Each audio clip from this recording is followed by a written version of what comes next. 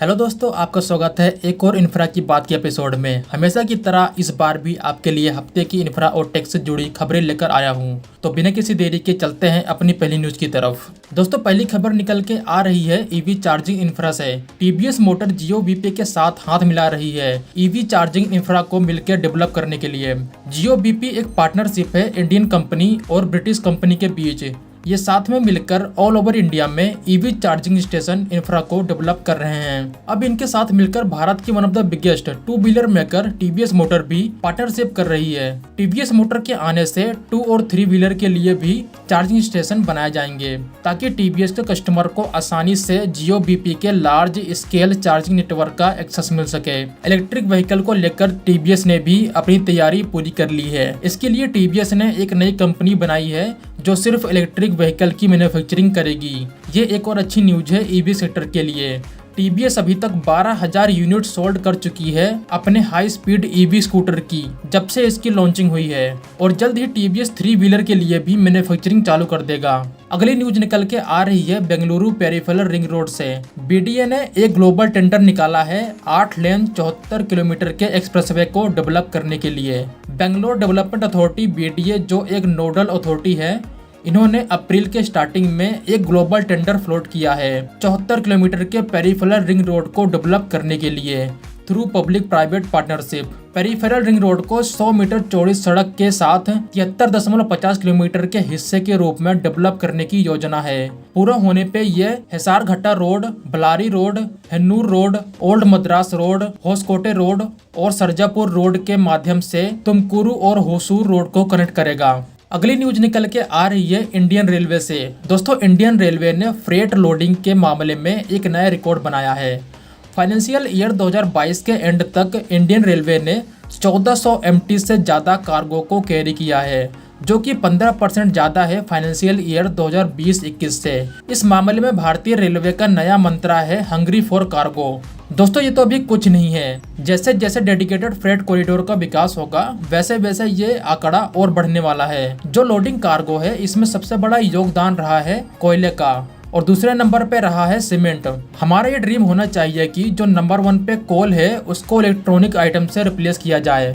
अगली खबर निकल के आ रही है चेन्नई से। दोस्तों, तमिलनाडु गवर्नमेंट और फोर्ड मोटर के बीच में एक डिस्कशन चल रहा है चेन्नई प्लांट को एक ईवी एक्सपोर्ट हब बनाने के लिए। चेन्नई भारत का ऑटो मैन्युफैक्चरिंग का हब माना जाता है, जहां पे दुनिया की ऑलमोस्ट सभी बड़ी कंपनियां अपनी कार्स और बाइक्स की मैन्युफैक्चरिंग करती है। ईवी सेक्टर में ग्रोथ को देखते हुए तमिलनाडु की गवर्नमेंट इस सेक्टर में भी चेन्नई को मैन्युफैक्चरिंग और एक्सपोर्टिंग हब बनाना चाहती है। इसीलिए तमिलनाडु की गवर्नमेंट ने फोर्ड मोटर से बात की ताकि फोर्ड मोटर अपने इलेक्ट्रिक व्हीकल के लिए चेन्नई में मैन्युफैक्चरिंग स्टार्ट कर दे। इस मामले में गवर्नमेंट के PLI स्कीम का एक बड़ा रोल होने वाला है। अगली न्यूज निकल के आ रही है मुंबई गोवा हाईवे से। यूनियन मिनिस्टर नितिन गडकरी जी ने कहा कि मुंबई गोवा हाईवे पूरी तरह बनके रेडी हो जाएगा अगले साल यानी 2023 में। अभी के टाइम मुंबई गोवा हाईवे पे तेजी से काम चल रहा है, जिसको 11 फेजेस में बांटा गया है। इसका जो इनिशियल काम था उसको डिले का सामना करना पड़ा था लैंड एक्विजिशन, रेलवे परमिशन और फॉरेस्ट डिपार्टमेंट की तरफ से। गडकरी जी ने यह भी कहा कि ये हाईवे सिर्फ मुंबई से गोवा के लिए नहीं है, इसको आगे एक्सटेंड किया गया है मैंगलोर तक। मुंबई गोवा हाईवे 4 लेन का होने वाला है जो पूरी तरह कंक्रीट का बना हुआ होगा। अगली न्यूज निकल के आ रही है तेलंगाना राज्य से।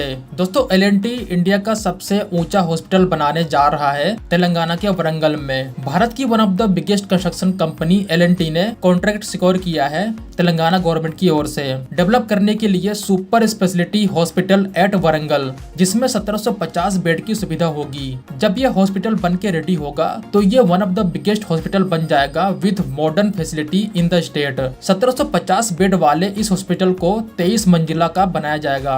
अगली खबर निकल के आ रही है उत्तर प्रदेश से। उत्तर प्रदेश की गवर्नमेंट और एयरपोर्ट अथॉरिटी ऑफ इंडिया ने एक एग्रीमेंट साइन किया है कंस्ट्रक्शन करने के लिए Maryada Purushottam Shri Ram international airport at Ayodhya. Ayodhya शहर देश विदेश में बहुत ज्यादा फेमस है अपनी धार्मिक पहचान की वजह से, इसीलिए यहाँ पे हर साल लाखों लोग विजिट करने आते हैं। इसी को ध्यान में रखकर यहाँ पे एक एयरपोर्ट का निर्माण करने की प्लानिंग चल रही है। इस एयरपोर्ट को 318 एकड़ की जमीन में बनाया जाएगा।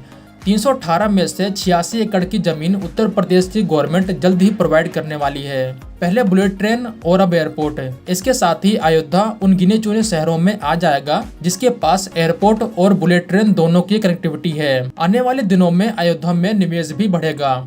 अगली न्यूज निकल के आ रही है यमुना नदी के क्लीनिंग प्रोसेस को लेकर के।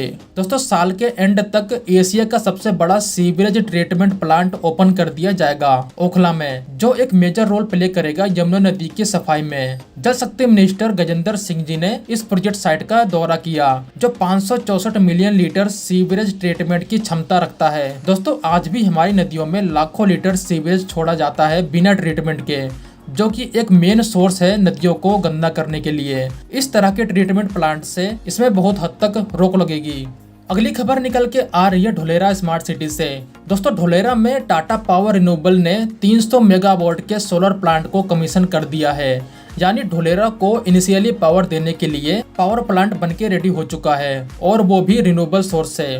दोस्तों, अगली खबर निकल के आ रही है मुंबई से, जहां पे टूरिज्म को बढ़ावा देने के लिए एक आइकॉनिक इंटरनेशनल क्रूज टर्मिनल बनाया जा रहा है, जिसको 2024 में ओपन कर दिया जाएगा। ये टर्मिनल 200 शिप्स और 1 मिलियन पैसेंजर को हैंडल कर सकता है हर साल। इस प्रोजेक्ट को 495 करोड़ की लागत से बनाया जा रहा है, जिसमें से 303 करोड़ मुंबई पोर्ट अथॉरिटी खर्च कर रही है और बाकी के प्राइवेट प्लेयर्स।